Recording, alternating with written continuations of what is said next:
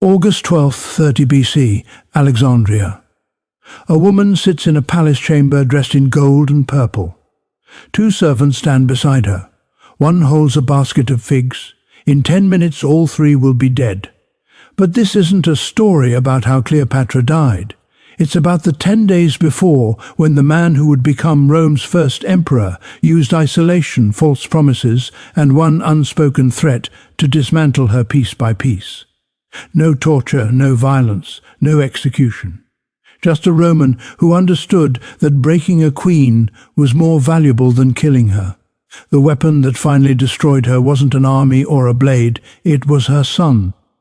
And the most disturbing part isn't what happened in that chamber. It's how methodically Octavian made sure she had no other choice. August 1st, 30 BC. 10 days earlier, Alexandria's harbour was burning. 12 months before, Cleopatra and Mark Antony had assembled the largest naval force the Mediterranean had ever seen. Over 500 warships, legions from a dozen kingdoms, everything staked on one battle. They lost at Acti off the coast of Greece. Their fleet shattered, not in hours, in minutes. Ships rammed and burning, commanders abandoning formation, Antony's flagship pursuing Cleopatra's retreat, while his navy died behind him. The alliance collapsed immediately. Kings who had sworn loyalty withdrew their troops overnight. Roman senators who had supported Antony sent letters to Octavian pledging allegiance. Gold meant for soldiers disappeared into private vaults. By the time Antony and Cleopatra returned to Egypt, their army existed only on paper. Now, a year later, Octavian's legions stood outside Alexandria. Inside the city, the betrayals accelerated. Antony's cavalry defected first, riding out to Octavian's camp in full formation, switching sides without a single casualty, then his infantry, then his remaining ships, which sailed out of the harbour and surrendered their weapons before a battle even began. The palace, which once held audiences with kings and philosophers, became a place of locked doors and whispered panic. Officials fled, servants vanished, guards abandoned their posts. Antony moved through empty corridors, shouting orders to soldiers who were no longer there. Cleopatra made a different calculation. She retreated into her mausoleum, a massive stone structure she had built years earlier. Designed as both tomb and fortress, the building had one entrance, 3 feet thick walls, no windows. Inside, she gathered her most valuable possessions: gold, jewels, incense, ebony, centuries of accumulated treasure from the Ptolemaic dynasty. Then she sealed the doors from inside. Her plan, if it was a plan, remains unclear. Ancient sources suggest she intended to burn everything, denying Octavian both wealth and trophy. Others claim she hoped to negotiate from a position of strength, using the treasure as leverage. What she did next changed everything. She sent a messenger to Antony with a single piece of information: she was dead. Whether this was strategy, desperation, or something else, the effect was immediate. Antony, already unraveling, accepted the news without question. He ordered his slave Os to kill him. Os refused and killed himself instead. Antony took his own sword, drove it into his stomach, fell, but he didn't die. The wound was fatal, but slow. He lay bleeding on the floor of his chamber when the truth arrived. Cleopatra was alive inside her mausoleum. What happened next is documented by Plutarch in detail that feels almost surgical.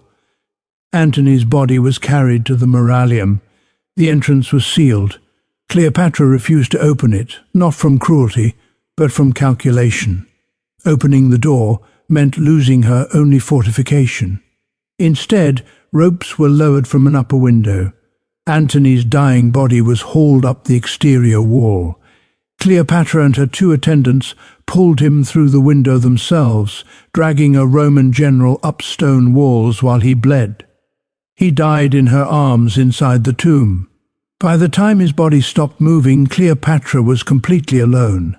No army, no allies, no kingdom, and Octavian was already inside the city planning what to do with her. What Octavian does next is one of history's most calculated mind games ever recorded.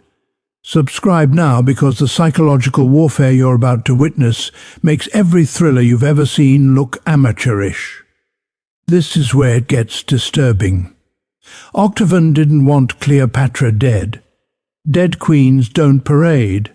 For over a decade, Octavian had fought a civil war against other Romans, against Antony, against the Senate, against anyone who challenged his consolidation of power. Publicly, he needed to transform that internal conflict into something else. A living Cleopatra walking through Rome in chains would do exactly that. She would become proof that Rome had defeated a foreign threat, not butchered its own citizens. The civil war would be rewritten as a defensive victory against an Egyptian queen who had seduced and corrupted Roman men. The propaganda was already prepared, but Octavian also understood the risks. Cleopatra had spent 20 years navigating Roman politics. She had allied with Julius Caesar, borne his child, survived his assassination, and rebuilt her power by aligning with Antony. She spoke 9 languages, commanded fleets, negotiated with kings. If given any opportunity, she would destroy herself and everything she controlled, denying Octavian both treasure and spectacle. So he moved with precision. He didn't storm the Muralium. He sent a lieutenant named Gas Proculus, someone Antony had once trusted, someone whose name might carry weight. Proculus approached the sealed entrance and called out, spoke calmly, made vague assurances about negotiation and safety. While Cleopatra was distracted at the door, other soldiers climbed the same wall. Antony's body had been pulled up. They entered through the upper window, moved silently through the interior. Cleopatra realized what was happening moments too late. Ancient sources disagree on exactly what she did next. Plutarch claimed she grabbed a dagger. Cassius Dio suggests poison. Either way, she was subdued before she could finish. She was not harmed. No bruises, no chains, no violence. She was simply transferred from the Muralium to the palace, from queen to prisoner. The rooms she was given were luxurious, the same chambers she had occupied before. She kept her servants. Her meals were prepared as before. Her belongings remained intact, but every door was watched. Every servant was searched upon entering and leaving. Every meal was inspected before it reached her. Her personal items were examined daily for anything that could be used as a weapon or poison. A guard was stationed outside her chambers with one specific order. She must not die. This wasn't mercy. It wasn't even cruelty. It was logistics. Octavian needed Cleopatra alive and intact for his triumph in Rome, the public procession where conquered enemies were displayed before execution. He needed her recognizable, walking, unable to claim she had been tortured or broken. But he also needed her compliant. And that required a different approach than force. Octavian visited Cleopatra 3 days after her capture. No record exists of their exact words. What remains is the structure of what happened next. He entered her chambers without guards, a calculated gesture, sat across from her, spoke in measured tones about possibilities and futures. He made no explicit threats. He made no concrete promises. Ancient sources describe the conversation as almost courteous. Cassius records that Octavian listened to her speak about Julius Caesar, about her children, about Egypt's value as a stable province rather than a chaotic territory. He responded with vague assurances, mentioned that cooperation might influence how her children were treated, suggested that arrangements could be made, never committed to anything specific. That ambiguity was the mechanism. Cleopatra, trained in negotiation, tried to find leverage. She presented detailed inventories of Egypt's royal treasury, offered to cooperate in transitioning power smoothly, emphasized her children's ability to maintain stability. Octavian took notes, thanked her for the information, then left. Over the following days, the pattern repeated. Brief visits, polite conversations, questions about treasure locations, palace operations, loyalty among Egyptian officials. Cleopatra provided answers, believing each piece of cooperation bought negotiating space. What she didn't realize was that Octavian wasn't negotiating, he was cataloguing. Every detail she provided about Egypt's wealth went directly to his officials for seizure. Every name she mentioned of loyal supporters was investigated and neutralized. Every piece of information became a tool for dismantling what remained of her kingdom. Meanwhile, her isolation deepened.